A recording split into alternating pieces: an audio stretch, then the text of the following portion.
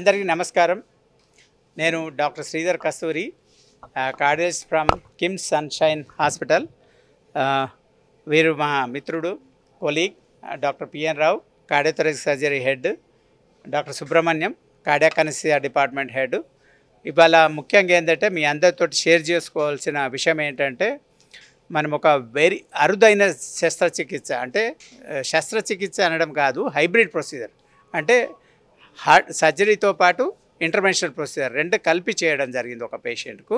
ఇదేంటంటే large aortic aneurysm, dissecting aneurysm. అందులో మామూలుగా ఏంటంటే 13.5 సెంటీమీటర్ థొరాసిక్ అయోటా, అంటే అంత హ్యూజ్ అన్యూరిజం. తర్వాత అయోటా అనేది టోటల్ బ్లాక్ అయింది అన్యూరిజం కిందట. అన్యూరిజం అనేది దాన్ని కంపేర్ చేసి ట్రూ ల్యూమన్ మొత్తం బ్లాక్ అయిపోయింది. సో అందువల్ల ఏంటంటే మనం కుడికాల నుంచి అప్రోచ్ చేసి వేరియస్ వైర్స్, అంటే పైనుంచి కింద నుంచి వేసి ఏదైతే బ్లాక్ అయిన సెగ్మెంట్ ఉందో దాన్ని క్రాస్ చేసి డిఫరెంట్ బెలూన్స్, అంటే చిన్న సైజు నుంచి పెద్ద సైజు వరకు అయోటా ఎంత సైజు ఉంటుందో అంతవరకు దాన్ని డైలైట్ చేసి ఒక వే క్రియేట్ చేసి ఏదైతే బ్లాక్ ఉందో ఆ బ్లాక్ వే క్లియర్ చేసి అందులో ఎండోవాస్కులర్ గ్రాఫ్ట్ అమర్చడం జరిగింది. అమర్చిన తర్వాత ఆ ప్రాక్సిమల్ పోర్షన్ ఏదైతే ఉందో దాన్ని సర్జన్స్ అంటే సర్జికల్ సూచర్ తోటి అది ఆ భాగం ఏంటంటే దాన్ని ఏదైతే ఫాల్స్ ల్యూమన్ ఉందో ఆ ఎంట్రీ పాయింట్ని క్లోజ్ చేస్తాం. అప్పుడు ఏంటంటే బ్లడ్ ఫ్లో అనేది ఈ ఫాల్స్ ల్యూమన్లోకి ఎంటర్ కాదు. అప్పుడు ఏంటంటే అన్యూరిజం అనేది, ఆ డిసెక్షన్ అనేది ఎన్లార్జ్ కాకుండా ఉంటుంది. అట్లనే ప్రాక్సిమల్గా ఏంటంటే మళ్ళీ నెక్ వెజల్స్, అంటే ఈ నెక్ వెజల్స్ అంటే బ్రెయిన్కు రక్త ప్రసరణ చేసే రక్తనాళాలు, కరెటిడ్ ఆర్టరీస్ అంటాం. అదేవిధంగా మన రైట్ ఆర్మ్, లెఫ్ట్ ఆర్మ్కి బ్లడ్ సప్లై చేసే సబ్క్లైవెన్ ఆర్టరీస్, వీటన్నిటికీ ఏంటంటే మనం మళ్ళీ end to end anastomosis, artificial graft, అంటే ఎల్ఫ్రంట్ ట్రంక్ గ్రాఫ్ట్ వేసేసి aortic arch, ascending aorta, and at the same time కింద మనకు ఏదైతే ఈ ముందేసిన గ్రాఫ్ట్కు అది మళ్ళీ సూచరింగ్ వేసి ఈ ఫాల్స్ ల్యూమన్ ఎక్స్క్లూడ్ చేయడం వల్ల మనము బ్రెయిన్కి బ్లడ్ ఫ్లో మెయింటైన్ చేయడం, అదేవిధంగా చేతులకు రక్త ప్రసరణ మెయింటైన్ చేయడము. ఇదేంటంటే బైపాస్ ఇది మన టోటల్ కార్డియాక్ అరెస్ట్ చేసేసి హార్ట్ లంగ్ మీద తీసుకొని మన ఆ టైం లోపల మనము బాడీ టెంపరేచర్ తగ్గించి బ్రెయిన్కి ఆక్సిజన్ మెయింటైన్ అయ్యేటట్టు మళ్ళీ రీవార్మ్ చేసుకొని మళ్ళీ హార్ట్ని రివైవ్ చేయడం వల్ల మన పేషెంట్ అనేది అనెస్థీసియా విత్డ్రా చేసుకున్నప్పుడు అవేక్ కావడం జరుగుతుంది. సో మనకి ఏంటంటే దగ్గర ఆపరేషన్ అనేది వెరీ ఎక్స్టెన్సివ్ ప్రొసీజర్. చేసే డాక్టర్ కూడా స్టామినా ఉండాలి. ఆల్మోస్ట్ 13 అవర్స్ డాక్టర్స్ నిలబడి చేయాల్సి ఉంటుంది. మార్నింగ్ 8కి వెళ్తే ఈవినింగ్ ఆల్మోస్ట్ 9 వరకు procedure. Anaesthesia and contrast multiple, అంటే ఇవన్నీ స్ట్రాటజీ బేస్డ్, ఉట్టిగా నిలబడడం కాదు.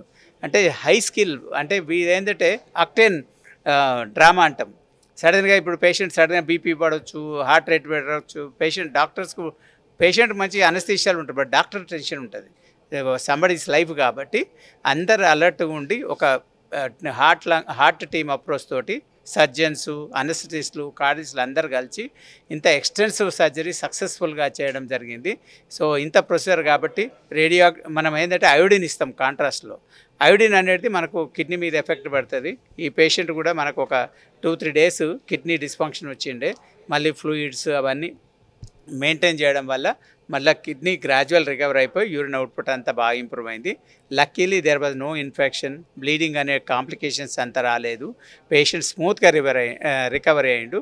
ముఖ్యంగా ఏంటంటే పెద్ద అన్యూరిజం ఫామ్ అవుట్లో ఏంటంటే అది లెఫ్ట్ లంగ్ కంప్లీట్ ఒక దిక్కు పుష్ చేసేసి అది కొలాప్స్ కావడం వల్ల మనకు బ్రీతింగ్ డిఫికల్టీస్ కూడా ఉండే. అందుగురించి ఏంటంటే మనము వెంటిలేషను డిఫికల్టీస్ ఆర్ దేర్. మనకు వెరీ ఎక్స్పీరియన్స్డ్ అనెస్థీషియా టీమ్ ఉంది కాబట్టి దే మేనేజ్ సో వెల్.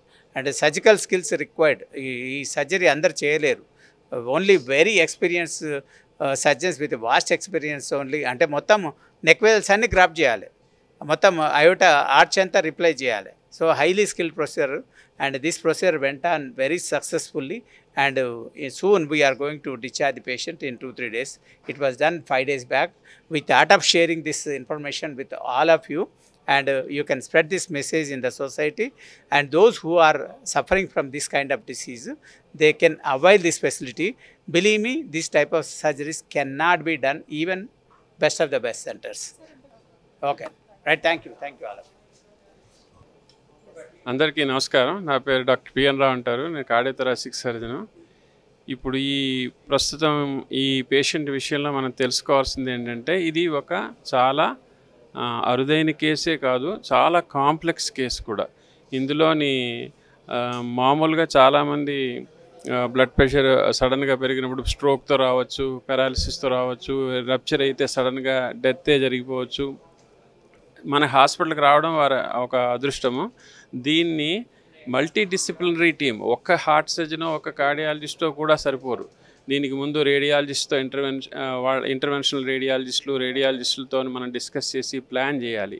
ఆ తర్వాత సర్జన్ ఏం పార్ట్ చేయాలి, వాళ్ళ తాలూకా టీం అనస్థీషియా ఏం చేయాలి, పెర్ఫ్యూజనిస్ట్ ఏం చేయాలి, తర్వాత కార్డియాలజిస్ట్ ఏం చేయాలి, తర్వాత కొంతమంది కిడ్నీ స్పెషలిస్టులు ఇన్వాల్వ్ అవ్వాల్సి ఉంటుంది పోస్ట్ ఆపరేటివ్ కేర్లో. అలాగే ఇప్పుడు ఊపిరితిత్తులు కొలాప్స్ అయిపోయి ఉన్నాయి కనుక లంగ్స్, పల్మనాలజిస్టులు, అనస్థీషియా టీం ఇన్వాల్వ్ అవుతుంది. ఇలాగా చాలామంది మల్టీ డిసిప్లినరీ టీం ఇన్వాల్వ్ అయ్యి చేయాల్సి ఉంటుంది.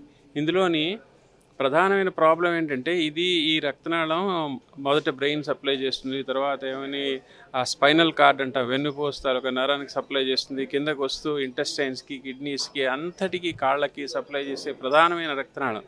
సో దీన్ని సర్జరీ చేసినా, వాళ్ళు స్టెంటింగ్ చేసినా వీటన్ని ఆర్గాన్స్ని ఎలా ప్రొటెక్ట్ చేయాలి అన్నది ఒక ఎక్స్టెన్సివ్ ప్లానింగ్ ఉండాలి.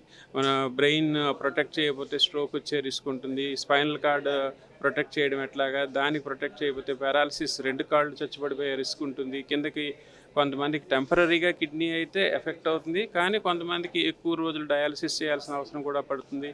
ఈ ఊపిరితిత్తులను ఎలా కేర్ చేసుకోవాలి, పెద్ద ఆపరేషన్లు, ఇలాగా చాలా విషయాల మీద మనం జాగ్రత్త పెట్టి దానికి ఎక్స్టెన్సివ్ ప్లానింగ్ చేసి సక్సెస్ఫుల్ చేయాల్సిన అవసరం ఉంది.